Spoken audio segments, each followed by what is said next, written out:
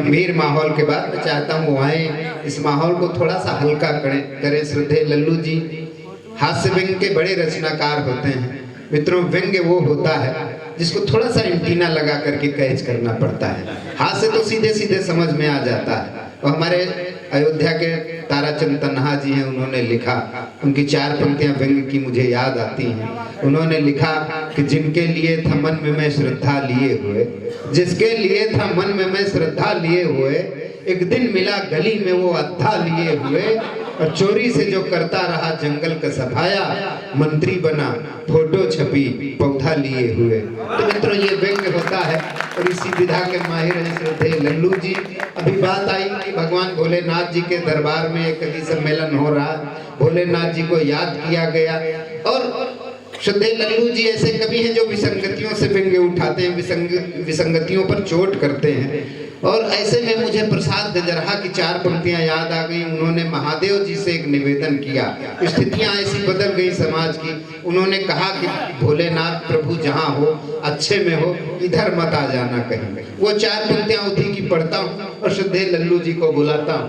उन्होंने कहा कि भोले भंडारी हुआनी की हो कैलाश पर, हिया हो त्यू परे हो त्यू खाने यो कमाने माँ, गांजा भांग चरस हुआ मौज ते उड़ाए रहो, हिया हो त्यू बंद हो त्यू कहूँ जेल खाने माँ, और धाकड़ कोतवाल कहूँ कौनो जो भेटाए जाती, 6 महीना लगती जमानत कराने माँ, और नंदी सुर बंद होती कहूँ कांजी हौस मैया, गौरा जी लगौती रोज चक्कर जाए थाने माँ।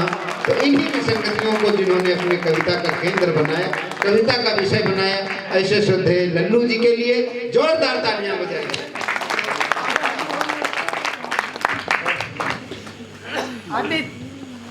भैया केवल 5 मिनट बस, ज्यादा लल्लू जी को सुन लीजिए 5 मिनट। ज्यादा लोग तो अगले वर्ष भी आ सकते हैं, ज्यादा हम पढ़ते भी नहीं हैं।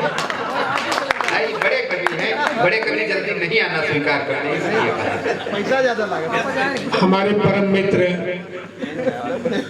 कार्यक्रम की अध्यक्षता कर रहे हैं ओम प्रकाश वर्मा जी, ओम प्रकाश जी। मंच का बहुत बढ़िया संचालन भाई संजय सावरा जी कर रहे हैं। मंच पर एक से एक नगीने विराजमान हैं।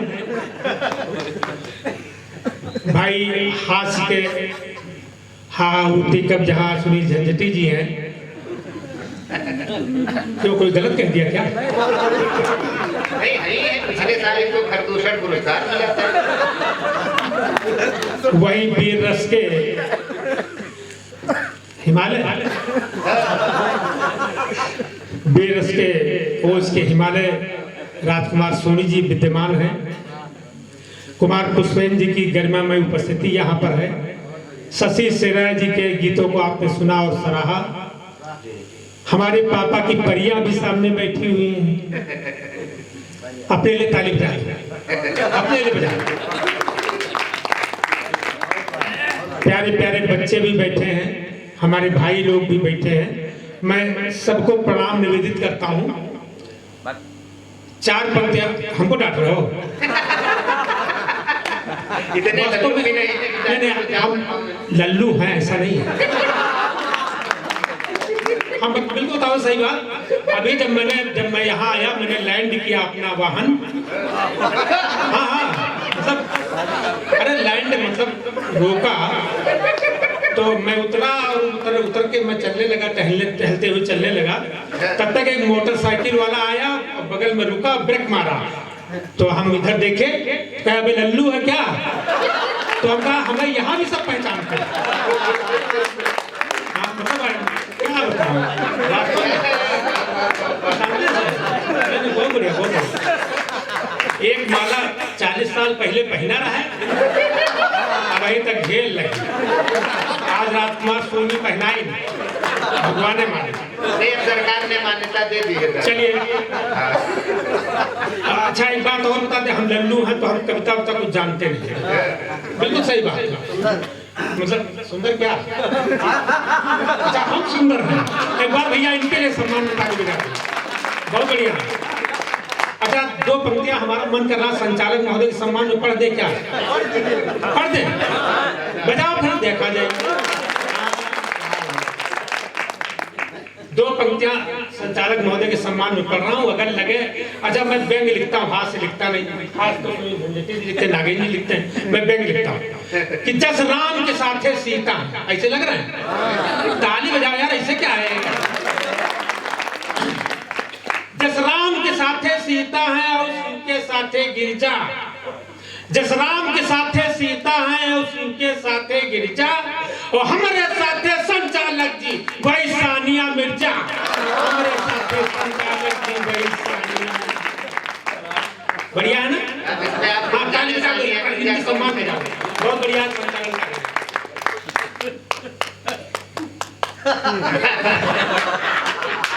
कि देखने में मौसम। अच्छा, एक बात हमने देखा आज मंच पर, गाने की प्रक्रिया बहुत ज्यादा चली, हर किसी ने गाने का प्रयास किया।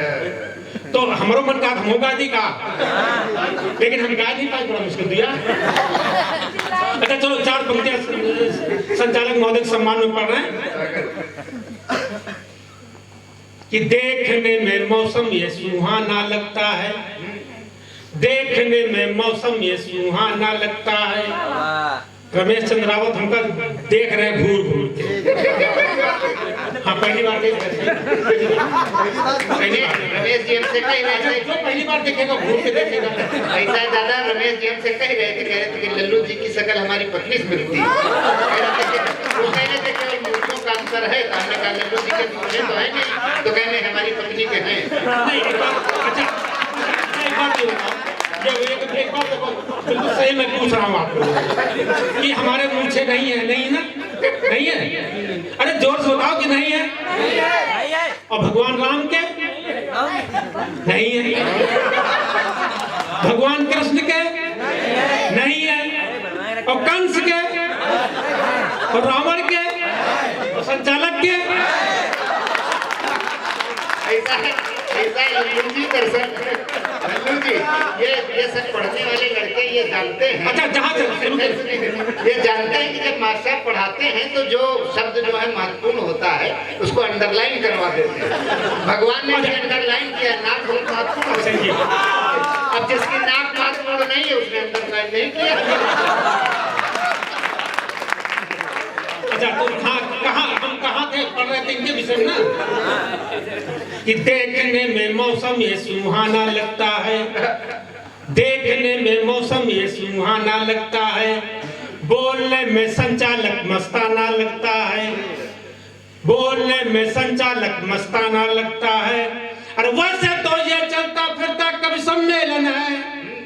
अरे भैया यार, वैसे तो ये चलता फिरता कभी सम्मेलन है, गाड़ी का मॉडल कोई पुराना लगता है, गाड़ी का मॉडल कोई पुराना।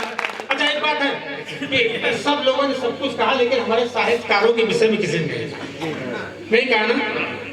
अच्छा, बड़ाई करनी चाहिए, है कि नहीं? कि जब देखो तब जेब इनकी खाली रहती है। हाँ, साहित्यकार हैं हम लोग जेब खाली का है, देखो सही है कि जब देखो तब जेब इनकी खाली रहती है, मोबाइल में पत्नी नहीं साली रहती है, मोबाइल में पत्नी नहीं साली रहती है। अरे फक्कर है मनमौजी है बस प्यार के भूखे हैं, फक्कर है मनमौजी है बस प्यार के भूखे हैं, श्रोताओं की तालियों में ताली रहती है। अच्छा, बाबा के दरबार में कार्यक्रम हो रहा है यार, ये आवाज बहुत खींच रहा, हमें खींच रहा। बाबा के दरबार में हट के थोड़ा सा कि बाबा तोहरे चरणन में हम गावा चाही थे, बाबा तोहरे चरणन में हम गावा चाही थे, ज्ञान जनित सिंहासन घर में लावा चाही थे। अरे हमका चिंता काहे का जब बाबा हमारे साथ हैं, हमका चिंता काहे का जब बाबा हमारे साथ हैं, तुम्हारी कृपा के बल बाबा हम पावा चाही थे, तुम्हारी कृपा के बल बाबा हम पावा चाही थे।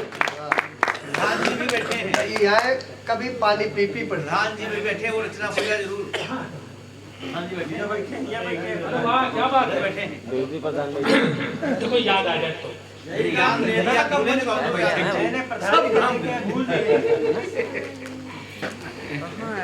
ऐसा करो प्रधान जी, अगली बार भी करावे तो सब नहीं बात ये नहीं है, बात ये है कि कहीं कहीं बड़ी समस्या हो जाती है। आप तो थे सुबह में जब कब सम्मेलन हो रहा था, अल्लाह दादा जो है कविता पढ़ दिए, दरोगा गरीबन का डंडन से झोर मिले जो डाकू तो खीस ही निपोर रहे। अब उसके बाद वो दरोगा जी आ गए ढूंढते हुए, तो अल्लाह जी घबरा गए एकदम से, कहे कि अरे यार ये तो बड़ा गड़बड़ हो गया, हमने क्या पढ़ दिया। और दरोगा जी हमको ढूंढते आ गए। तो दरोगा जी ने कहा कि अल्लाह जी आप परेशान ना हो, हम आपको नहीं खोज रहे हैं, जिसने आपको बुलाया हम उसको खोज रहे हैं। तो खतरा जो है प्रधान जी कमेटी वाले ने ढूंढे हैं। अच्छा एक बात और है कि अभी बात कोरोना की भी चली यहाँ पर। अच्छा बेटियां बैठी, हमारा मन कह रहा है जब सब लोग बेटी के रूम में पढ़ी ने तो हमारा मन कर रहा 4 पंक्तियां हम वो पढ़ते चार अपने बेटियों के सम्मान में 4 पंक्तियां पढ़ता हूँ कि घर के फुलवारी महक उठे तो समझो बिटिया आई है। घर का फुलवारी महक उठे तो समझो बिटिया आई है, भोजन के थाली गमक उठे तो समझो बिटिया लाई है। भोजन के थाली गमक उठे तो समझो बिटिया लाई है। अरे वैसे तो घर में सबे रहा पर बिटिया के आगे फेल सबे, वैसे तो घर में सबे रहा पर बिटिया के आगे फेल सबे। अरे बप्पा के बानी चाहक उठे तो समझो बिटिया आई है। बप्पा के बानी चाहक उठे तो समझो बिटिया आई है।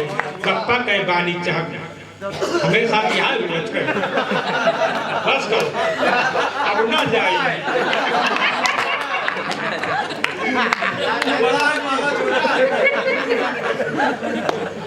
जोड़ देगा ऐसा ना वो फंसे हुए थे सब, अब कैसे फिल्म चला जाए। नहीं वो है बड़ा है। नहीं कुछ तो है, इनसे बड़ा है कि नहीं। इनके सम्मान में एक बार जोरदार ताली बजाइए। वो काम जरूरत नहीं। अच्छा तो बात आई कोरोना की, कई लोगों ने बात किया कोरोना की। हम अपने तरीके से कोरोना के समय को बताते हैं, कहाँ तक सफल हुआ हूँ। कोरोना में जब लोग आते थे, कई दिन रहते रहे वहाँ स्कूल में, 14 दिन स्कूल में रुकते थे। उस समय का एक दृश्य देखिए अटल जी, कहाँ तक सफल हुआ हूँ ये आपकी तालियां बताएंगी कि जब से वो प्रदेश से आए हैं हम एक दूसरे का ताकिद है। 14 मतलब बताओ आए बेचारे, 14 दिन स्कूल बंद है, मेहरिया हुआ छत पर है और वही हुआ स्कूली में। कि जब से वो प्रदेश से आए हैं हम एक दूसरे का ताकिद है। जब से वो प्रदेश से आए हैं हम एक दूसरे का ताकिद है। वो स्कूली थे झाकत, हम कोठरी पर थे झाकत। वही स्कूली थे झाकत है, हम कोठरी पर से झाकी थे। और हाय रे दैया ये कैसन कोरोना आएगा, हाय रे दैया ये कैसन कोरोना आएगा। वे हमका देख के भागत, हम उनका देख के भागत। वे हमका देख के भागत है, हम उनका देख के भागे थे। अच्छा बात प्रधान जी कहाँ गए? एक हम जैसे अभी मतलब एक आध लोगों ने पढ़ा तो उन्होंने प्रधान जी की वो क्या कर दी खिंचाई। तो हम खिंचाई नहीं करते, हम तार्किक बात करते हैं।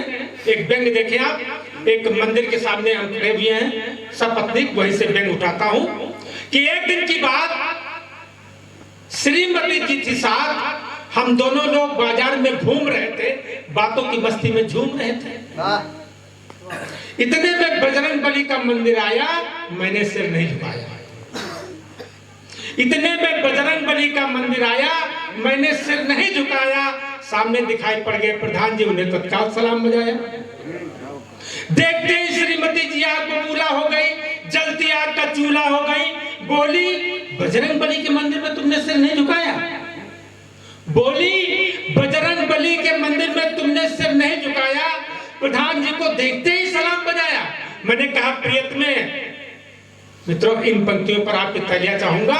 मैंने कहा प्रियतमे जमाना बदल गया है। मैंने कहा प्रियतमे जमाना बदल गया है। कलयुग में बजरंग बली अंतर ध्यान हो गए, उनकी जगह गांव के प्रधान हो गए, उनकी जगह गांव के प्रधान हो गए। अब देखिए मैंने प्रधान की कोई बुराई नहीं की,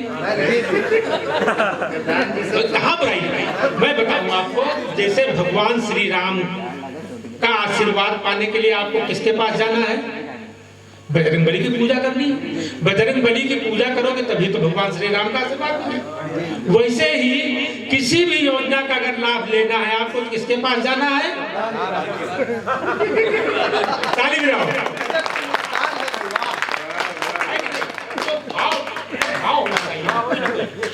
अब जैसे एक बंगाल, अच्छा जैसा कि अभी संजय जी ने कहा था कि मैं आप लोगों के बीच से ही बेंगट होता हूँ, और कभी एक ऐसा वो होता है वो किसी में छोड़ता है। अब आज की घटना मैं बताऊं, संजय भैया हमने बिटिया से कहा कि बिटिया कुछ नाश्ता दे दो हमें, विकास भवन जाना, मैं विकास भवन जाता रहता है, विकास भवन जाना है। अब वो उसने कहा कि पापा ठीक है अभी हम बनाते हैं। उसने गई उसको किचन में गई और वहां पर उसके बाद ये शुरू हो गया, फोन आ गया मतलब। अब उसके बाद जो हुआ मेरे साथ, मैं 2 पंक्तियां देता हूं, अगर आपके यहाँ भी ऐसा हो जाए कभी तो आप लोग ध्यान न दीजिएगा और बच्ची को क्षमा कर दीजिएगा। कि मेरी बेटी ने मेरी भूख के साथ ऐसा छल किया, मेरी बेटी ने मेरी भूख के साथ ऐसा छल किया कि कढ़ाई में तलना था पूरी मोबाइल ही तल दिया। हो गया? तो हम लोग किसी नहीं छोड़ते। इसलिए मैं निवेदन किया करता हूं कि अगर मेरी कविता का पात्र यहाँ पर कोई है तो वो हमसे उचित दूरी बनाए रखेगा।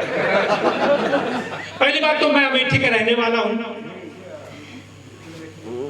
और अमेठी के लोग झूठ नहीं बोलते हैं, नंबर 1। नंबर 2, जितनी भी मैं कविताएं पढ़ता हूँ वो सब अमेठी के लिए पढ़ता हूँ।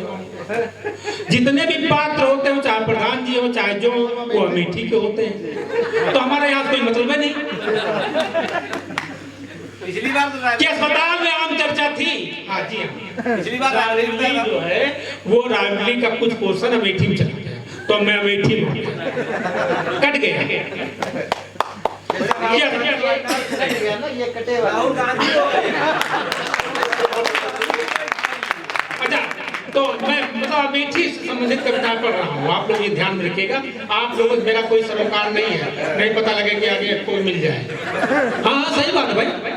देखिए अगर मैं एक कविता, एक व्यंग उठा रहा हूँ, आपके गांव से जुड़ा हुआ व्यंग उठा रहा हूँ, और अगर लगे कहीं आपके यहाँ होता है तो आप लोग आशीर्वाद दीजिएगा। कि अस्पताल में आम चर्चा थी, किसी ने आत्महत्या की, मिट्टी का तेल पीकर, ज्यादा नहीं मात्र 1 लीटर, बेचारा स्वर्गवासी हो गया। मेरी समझ में नहीं आया, मेरा मन चकराया, मैंने सोचा संभवतः मृत घोषित करने वाला डॉक्टर मेरी तरह ही लल्लू था। संभवतः मृत घोषित करने वाला डॉक्टर मेरे तरह ही लल्लू था, क्योंकि मेरे गांव का कोटेदार हजारों लीटर मिट्टी का तेल पीकर मरता नहीं बल्कि सेहत बनाता है, मरता नहीं बल्कि सेहत बनाता है, मरता नहीं बल्कि सेहत बनाता है। एक बात और बताते हैं, हमने बता दिया कि यहाँ के लिए नहीं पढ़ा। हाँ भाई सही बात है, हमारे कोटेदार बैठा हुआ, मैंने आ जाए कहाँ कह रहे हो, तो हम यहाँ के लिए बिल्कुल नहीं पढ़ रहे, हम सब अपने जिले के लिए। नहीं नहीं नहीं, ऐसा लाला आदमी अब मिट्टी के पैसे कमाता क्यों?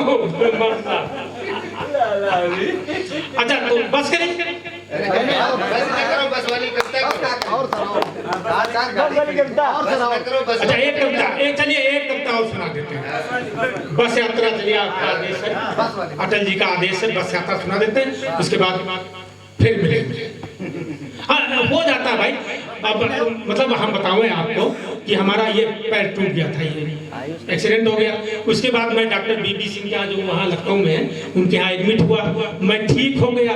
और उसके बाद मैं उनके यहाँ उतरा और वहीं पर सामान वामान लेके बैठ गया। इतने में डॉक्टर बीबी सिंह निकले तो कहे कि श्रीवास्तव जी आप तो ठीक हो गए, स्वस्थ हो गए, आप घर जाइए। तो हमने कहा डॉक्टर साहब हम जाएं क्या, हमारे सामने बड़ी समस्या है। अरे कहें अब क्या समस्या है? हमने कहा समस्या ये है कि जिस ट्रक से मेरा एक्सीडेंट हुआ था उसके पीछे लिखा था फिर मिलेंगे। हाँ सही बात, हमें वो डर बना हुआ। बढ़िया। चलिए बहुत आवाज खींच रहा। अच्छा ये तो आप लोग नहीं पूछा कि तो नहीं खींचत रहा लेकिन आप लोगों ने खींच नहीं पाए। चलिए बस यात्रा आप लोग कराता हूँ। बस में कुछ स्लोगन लिखे रहते हैं, उसमें से 2-3 स्लोगन लेता हूँ और कहाँ तक सफल हुआ हूँ ये आप लोगों का आशीर्वाद बताएगा। कि रोडवेज का सफर कुछ दिनों पहले तक मेरे लिए बहुत ही अच्छा था। हर कंडक्टर ड्राइवर लगता था मेरा मामा और मैं भांजा सच्चा था। जब से मेरे मामा जी रोडवेज से रिटायर हुए, न जाने कितने मुकदमे फर्जी पास लेकर चलने के मेरे ऊपर थे। अब तो रोडवेज का सफर करना बसाई भरना था, पैसा देना था, टिकट लेना था, सफर करना था। यही सोच बस में चढ़ गया, आगे भीड़ थी, पीछे की ओर बढ़ गया। एक 3 सीटर पर एक पुरुष और एक महिला विराजमान थी। मियां मेरी तरह 50-60 किलो के और बीबी 1.5 क्विंटल बोरे के समान थी। मैंने कहा भाई साहब अपने बोरे को खिसकाइए। अरे मैंने भी टिकट लिया, मुझे भी बैठाइए। भाई साहब की झल्लाती हुई आवाज आई, अरे ओ लल्लू भाई, व्यर्थ में आप मुझसे उलझ रहे हैं। जो कुछ सीट के ऊपर लिखा क्यों नहीं पढ़ा और समझ रहे हैं? सीट के ऊपर लिखे हुए शब्दों पर मेरी नजर पड़ गई, पूर्णतया उसी पर अड़ गई जिसमें लिखा था विकलांग महिलाएं सांसदों विधायकों के लिए आरक्षित।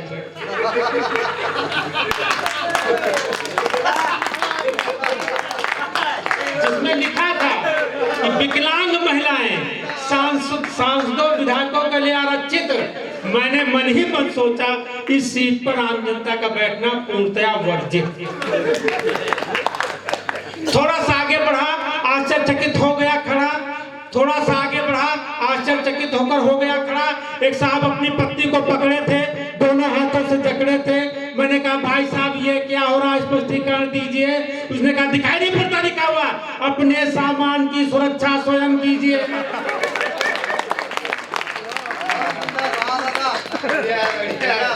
आगे बढ़ने पर देखा एक साहब अपने को होलडाल में भरे हुए थे। पता नहीं लगता था कि जीवित थे कि मरे हुए थे। मैंने उसे जो ही हिलाया, वो बड़ी तेजी से चिल्लाया, ये क्या करते हैं आप? मुझे तो सूंघ गया जैसे सांप। मैंने कहा आदमी लगते थके हो, आखिर ऊपर से नीचे तक अपना पूरा शरीर क्यों ढके हो? उसने होलडाल के अंदर से ही हाथ उठाया, बड़ी तेजी से चिल्लाया, कृपया सीट के ऊपर लिखे हुए शब्दों पर नजर डालें। दिखाई नहीं पड़ता लिखा हुआ, चलती बस में शरीर का कोई भी अंग बाहर न निकाल।